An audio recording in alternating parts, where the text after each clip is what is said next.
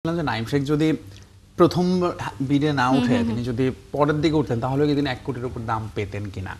Angelo পেরেরার চেয়ে বড় বড় ক্রিকেটারের নাম উঠেছিল এবং তাদের প্রতি কেউ আগ্রহ দেখায়নি। খুব বেশি কি চমকে গিয়েছিলেন নাইম শেখকে যখন 1 কোটি 10 লাখে নেওয়া হয়েছে? একেবারেই, শুধু আমি না, আমার মনে হয় যে আমাদের অকশন রুমের বাইরে আমাদের মিডিয়ার জন্য যে রুমটা ছিল সেখানে প্রত্যেকেই একটা বিস্ময়ের শব্দ যেটা কি হলো। এবং খুবই হয় না যে আপনি ধরেন শুরুতে স্টার্টিংটা আসলে অনেক বেশি চমক দিয়ে শুরু হয়েছিল, ফলে আমার মনে হয় যেটা আমি আলোচনা করছিলাম যে নাইম শেখ যদি প্রথম বিডে না উঠে তিনি যদি পরের দিকে উঠতেন তাহলে কি তিনি 1 কোটির উপর দাম পেতেন কিনা। সো আমার মনে হয় যে সবাই খুব এক্সাইটেড ছিল এবং যে ক্যালকুলেশন হিসাব নিকাশ করে দলগুলো বসেছিল প্রথমবারেই আসলে সেটা এলোমেলো হয়েছে হঠাৎ করে। এটা কি আসলে অনেক বছর পর অকশন বা প্রথম ডাক বুঝে উঠতে পারেনি, আনপ্রিপেয়ার্ড এরকম কোনো ব্যাপার? কারণ আমরা যদি দেখি নাইম শেখ তো গেল পিপিএলে তার 500-এর উপরে রান আছে, তিনি ঘরোয়া ক্রিকেটে দারুণ খেলছেন, তারপরেও কেন তাকে সবচেয়ে বেশি মূল্যে নেওয়াতে সবাই অবাক হচ্ছে, এটা কেন? বিকজ আমার মনে হয় মেইনলি হচ্ছে নাইম শেখের ধরুন ইন্টারন্যাশনাল পারফরমেন্সের জন্য আসলে সবাই এটা মনে করছে, যেহেতু তিনি ন্যাশনাল টিমেরও বাদ পড়ে গেছেন, তার টি-20 স্ট্রাইক রেট নিয়ে অনেক কথা হয়, কিন্তু একই সাথে আমরা প্রায় আপনি যে পয়েন্টটা বলেন এটা ভুলে যাই যে নাইম শেখ গত বিপিএলে শুধু না, তিনি ঘরোয়া ক্রিকেটে মোটামুটি পরীক্ষিত পারফরমার সব ফর্ম্যাটেই, বাট স্টিল তিনি যে আসলে বিপিএল এর হায়েস্ট পারিশ্রমিক পাওয়া ক্রিকেটার হবেন এটা বোধহয় কেউ চিন্তাও করেনি বিপিএল শুরুর আগে। এবং সেই জায়গাটা আরো বেশি অবাক করে দিয়েছে যখন লিটন কুমার দাসের দামটার সঙ্গে তার এত বড় একটা পার্থক্য হয়। বাট এটাই আসলে অকশন, মানে খুব আনপ্রেডিক্টেবল থাকে এবং বেশ কিছু এক্সাইটিং বিড আমরা দেখেছি, অনেক নাটকীয়তাও হয়েছে সারাদিন ধরে, আপনাদের রিপোর্টেও দেখছিলাম, ধরুন মুশফিক রিয়াদ বাদ পড়া, আবার তাদেরকে বিসিবির ডিরেক্টরের অনেকটা রিকোয়েস্ট এবং তারপরে তাদেরকে নেয়া, মানে মুশফিক রিয়াদ নিয়ম উল্টে পাল্টে দিলেন, কারণ অকশনের নিয়ম তো এরকমটা নয়, রাইট? বাট এটাই হচ্ছে ওই তো আর কি, ফ্র্যাঞ্চাইজিগুলো যদি কোনো কিছু নিয়ে একমত হয় তখন আসলে বিসিবি সেটা মেনে নেয় এবং সেটাই করেছে।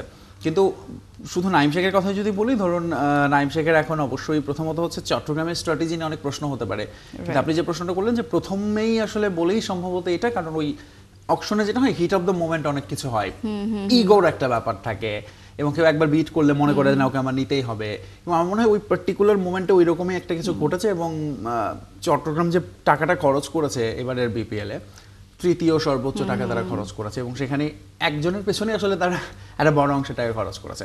সো সব মিলে বলছিলাম যে আনপ্রেডিক্টেবল, বাট একই সাথে কিন্তু প্রেডিক্টেবলও ছিল যে বিপিএল এর অকশন মানে এই নানান রকম কনফিউশন থাকবে, ভুল বোঝাবুঝি থাকবে, এবং ঠিক সেই সব কিছুই ছিল বিপিএল এর। এবং চট্টগ্রামের তো তারা তো খুবই চমকই দিয়েছে, নাইমের জন্য তারা এত টাকা খরচ করছে, জিয়াউর রহমানকে কেউ নিচ্ছিল না, হঠাৎ করে তারা তাকে নিল এত টাকা দিয়ে। এই জায়গাটাতে তারা অ্যাঞ্জেলো পেরেরার নামে শ্রীলঙ্কান প্লেয়ার নিয়েছেন, এক্স ক্রিকেটার, তিনি আসলে কোথায় খেলেন, 35 ইয়ার্স বয়স, আমি কালকে তার ক্রিকেট ফোনে তার পরিসংখ্যানগুলো দেখলাম, এই জায়গাগুলোতে অনেকে একটু সাসপিশিয়াস বলছে চট্টগ্রামের আচরণ। আমার মনে হয় সেটা খুবই রিজনেবল আছে বলা, কারণ হচ্ছে ধরুন আপনার যখন একটা পুল আছে আপনার সামনে এবং আপনার সামনে যে বাজেটটা আছে, সেখানে আপনি কি আসলেই যদি টুর্নামেন্টের দলের ব্যালেন্সের জন্য বা কোনো পরিকল্পনার অংশ হিসেবেও নিতে চান, সেখানে আসলে অ্যাঞ্জেলো পেরেরার নামটা ঠিক কোন যুক্তিতে সেটা বোধগম্য হয়নি।